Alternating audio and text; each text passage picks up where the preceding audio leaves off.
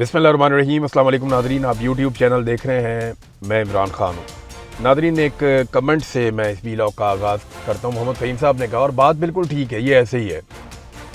यानी पिम्स अस्पताल में जो मशीन ख़राब है उसने बताया कि इमरान खान ठीक है। बस यही सारे सिस्टम की कहानी है। जिन लोगों से पाकिस्तान में निज़ाम चल नहीं रहा, जिन्होंने मईशत तबाह कर दी है, वो ये बताते हैं कि इमरान खान ने ख़राबी की थी। जिन लोगों ने दहशतगर्दी को लाकर पाकिस्तान का अमन व अमान तबाह कर दिया है, दहशतगर्दों को बसा कर, वो ये बताते हैं कि जनाब इमरान खान की वजह से बड़ी बदअमनी हो गई है। जिन लोगों ने मुल्क के साथ गद्दारी की, जिन लोगों ने मुल्क के साथ धोखा किया, फ्रॉड किया, पूरा का पूरा इलेक्शन चोरी करके खा लिया, जिन्होंने अपने हलफ की खिलाफ वर्जी की, वो ये बताते हैं कि कौन गद्दार है और कौन मुहिब्बे वतन है। जिस तरह पिम्स की ख़राब मशीन बताती है कि इमरान खान ठीक है, बस ऐसे ही इन्होंने किया पाकिस्तान के साथ। यही है असल कहानी एक लाइन में। तो नादरीन, अब बुनेर में बड़ी तादाद में अवाम निकल आई। यानी जहाँ पे सुहेल आफरीदी जा रहे हैं, बड़ा ज़बरदस्त लोग रिस्पॉन्ड कर रहे हैं। लोग गुस्से में हैं, लोग रद्द-ए-अमल दे रहे हैं। मैं आपको एक चीज़ सुनवाता हूँ, ये चीज़ आप ज़रा सुने। सुहेल आफरीदी ना वहाँ पे 50-50, 60-60 अरब के प्रोजेक्ट्स के ऐलानात कर रहा है। और सुहेल आफरीदी के ऐलानात के ऊपर लोगों की तवज्जो कितनी है, ये ज़रा वज़ीर आला के ऐलानात सुने और उसके ऊपर लोगों का रद्द-ए-अमल देखें कि लोग चाहते क्या हैं। यानी 50 अरब का प्रोजेक्ट दे रहा हूँ, 10 अरब का प्रोजेक्ट दे रहा हूँ, 20 अरब का प्रोजेक्ट दे रहा हूँ, फ़र्क ही नहीं पड़ता। यानी यार नवाज शरीफ साहब जाके कहते थे कुर्बान आप पे 400 अरब कुर्बान, मेरे फलाने शहरियों के ऊपर 200 अरब कुर्बान। नवाज शरीफ के प्रोजेक्ट्स के मुताबिक पाकिस्तान के कम से कम 40 शहरों में इंटरनेशनल एयरपोर्ट्स होने चाहिए थे, क्योंकि जहाँ पे भी नवाज शरीफ जाता था वहाँ मोटरवे और एयरपोर्ट्स लेकर जाता था। तो मोटरवे तो लाहौर इस्लामाबाद वाली बनाई है या एक इसने नवाज शरीफ ने बनाई है हज़ारा वाली। पाकिस्तान तहरीक इंसाफ के दौर में मुराद सईद ने जितनी मोटरवे बनाई वो नवाज शरीफ की 2 या 3 टर्मों से ज़्यादा मोटरवे बनी हुई थी और उसके अखराजात भी कम थे, उसकी क्वालिटी भी बेहतर थी। ये फैक्ट्स मैं किसी दिन आपके सामने शेयर करूंगा। ये बिला वजह कहते हैं जनाब मोटरवे नवाज शरीफ ने दी है। वो पहली मोटरवे थी जो बेनज़ीर भुट्टो ने उसको काफ़ी चौड़ी मोटरवे बनाने का ऐलान किया था। नवाज शरीफ ने आके उसकी चौड़ाई कम करके उसका इफ्तिताह कर दिया फटाफट और अपने खाते डाल ली। तो अब ये कहते हैं जी मोटरवेज़ हमने बनाई है। ज़्यादातर मोटरवेज़ नवाज शरीफ के दौर के बाद बनी है और जो मुश्किल मोटरवेज़ हैं वो नवाज शरीफ के दौर के बाद बनी है। बाकी लोगों ने भी बनाई है, सारा कुछ अपने खाते में नहीं डालना चाहिए। अब नादरीन ये ज़रा देखें, सुहेल आफरीदी ने जब लोगों को इतने बड़े बड़े प्रोजेक्ट बताए तो लोगों का रद्द-ए-अमल क्या था, और जब उन्होंने कहा कि इमरान खान को लाना है तो लोगों का रद्द-ए-अमल क्या था, ये ज़रा सुने आप।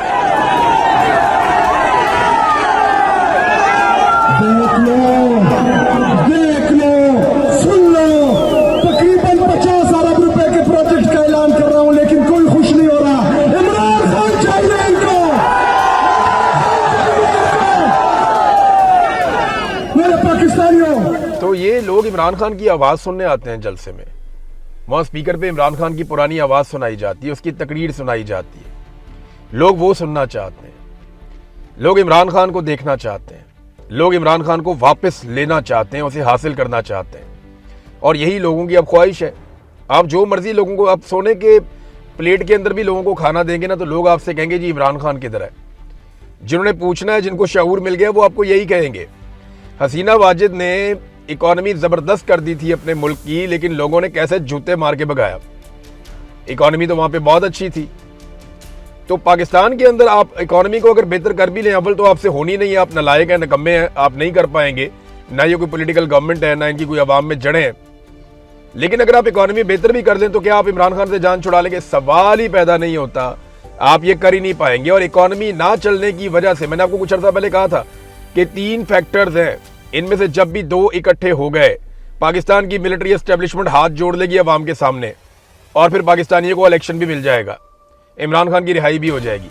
3 में से 2 फैक्टर। एक, ये माशी दबाव इतना ज्यादा है कि वो खत्म ही नहीं हो रहा। वो फैक्टर अपनी जगह पे मौजूद है। अब बाकी 2 फैक्टर रह गए थे, उन दोनों में से कोई एक भी एक्टिवेट हो जाए तगड़े तरीके से तो इमरान खान साहब बाहर आ जाएंगे। एक फैक्टर था अवामी दबाव, दूसरा था बैरूनी दबाव। अब ना तो बैरूनी दबाव आ रहा है, ना ही अवामी दबाव आ रहा है। इन दोनों में से एक दबाव भी आ गया तो माशी दबाव इस कदर ज्यादा है कि ये हुकूमत मुकम्मल तौर पे कोलैप्स कर जाएगी, जैसे सिस्टम पहले ही कोलैप्स कर चुका है। तो नाज़रीन, बुनेर में और हंगू में बहुत बड़ी तादाद में लोग निकले हैं। जैसे कि अलीबा खानम को लोग रिस्पॉन्ड कर रहे थे, उससे ज़्यादा अब सुहेल आफरीदी को लोग रिस्पॉन्ड कर रहे हैं, क्योंकि गुज़िश्ता दो चार दिन में जो कुछ हुआ उसके बाद लोगों का गुस्सा बहुत बढ़ गया है। इसका एक और मतलब आप लीजिए कि कोई गांव है, देहात है, दूर दराज का इलाका है, कबायली एरिया है, कोई भी जगह है, खबर फौरन पहुंचती है। डिजिटल मीडिया का ये कमाल है और सोशल मीडिया का ये कमाल है कि फौरी तौर पे खबर पाकिस्तान के हर कोने में पहुंचती है। आप खबर को रोक नहीं सकते। वजीर आला जब वहां पहुंचा तो उसको माजी की तरह जाके बताना नहीं पड़ा कि ये हो गया वो हो गया इस्लामाबाद में, कुछ नहीं। लोग पहले से ही सारा कुछ जानते हैं और लोग तहरीक बनाने के लिए मुकम्मल तौर पे तैयार हैं। इमरान खान साहब ने बड़े सख्त अहकामात भी जारी किए हुए हैं और वो अहकामात मिल गए हैं सुहेल आफरीदी को भी, जुनैद अकबर को भी, कि इन दोनों की बहुत बड़ी रिस्पॉन्सिबिलिटी है। देखिए, माजी में तो जुनैद अकबर साहब का ये था कि मुझे अली अमीन गंडापुर काम नहीं करने देता या अली अमीन गंडापुर रुकावट है। अब तो वो रुकावट भी नहीं है, तो उन्हें बहुत बड़े पैमाने पे अब काम करना पड़ेगा। जुनैद अकबर साहब को भी और जो सुहेल आफरीदी है उनकी तो बहुत बड़ी ड्यूटी है। अब बहुत सारे और जो MNAs इमरान खान साहब के बेनिफिशरीज हैं वो आजकल दिखाई नहीं दे रहे। वो नज़र आने चाहिए कि वो स्ट्रीट मूवमेंट कर रहे हैं, लोगों में जा रहे हैं। जो पुराने MNAs हैं, MPAs हैं, पाकिस्तान तहरीक इंसाफ के बड़े बड़े बेनिफिशरीज हैं। पंजाब के अंदर भी मूवमेंट नज़र नहीं आ रही। आपको याद होगा जब ये 2024 का इलेक्शन हो रहा था तो पंजाब में भी उम्मीदवार निकल आए थे, खैबर पख्तूनख्वा में भी निकल आए थे, चोरी चोरी कंपेन्स कर रहे थे, वीडियोस भिजवा रहे थे सोशल मीडिया को, हमारी वीडियोस चलाएं।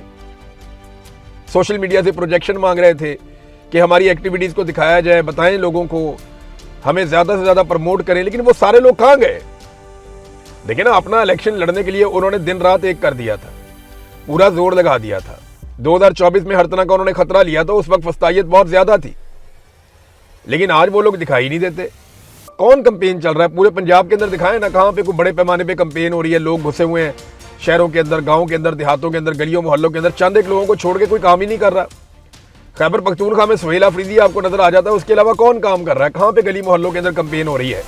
कौन कौन सा उम्मीदवार अपने अपने हल्के में निकला और लोगों को स्ट्रीट मूवमेंट के लिए आगाही दे रहा है? कोई भी नहीं निकला, कुछ दिखाई नहीं दे रहा। ये आटे में नमक के बराबर है और ये कुछ भी नहीं है। जो लोग काम कर रहे हैं उनको भी डिस्करेज किया जा रहा है। तो होना तो ये चाहिए कि सारे अपने अपने हलकों में निकल जाएं, MPAs अपने हलकों में पहुंचें, MNAs अपने हलकों में पहुंचें, टिकट होल्डर जिन्हें फॉर्म 47 के मुकाबले में हरा दिया गया उनको भी चाहिए कि वो भी सारे अपने हलकों में पहुंचें, अपने लोगों को अंगेज करें, लोगों को तैयार करें कि हमने निकलना है, हमने एहतजाज करना है, किसानों की तहरीक चल रही है उसको सपोर्ट करें, बाकी चीज़ों को। तो फिर ये आप लाखों लोग जो मिलियंस के अंदर आप लेकर जा सकेंगे। अदरवाइज फिर आप इतने बड़े पैमाने पे लोगों को कैसे ले जाएंगे? एक और मसला भी है, PTI की फंडिंग का मसला।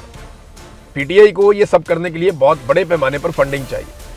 PTI की सबसे बड़ी फंडिंग पाकिस्तान तहरीक इंसाफ के अपने वोटर और सपोर्टर ही देते हैं। कोई और बाहर से तो इनको इधर उधर से फंडिंग आती नहीं है, या ओवरसीज पाकिस्तानी इनको फंडिंग देते हैं। अब उसके लिए जो मेरे पास इंफॉर्मेशन है, अभी तक कोई खातिर ख्वाह काम शुरू नहीं किया गया।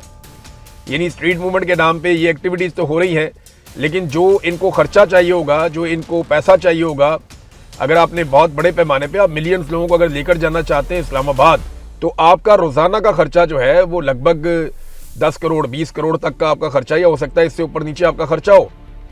तो इतना खर्चा करने के लिए पैसा किधर है?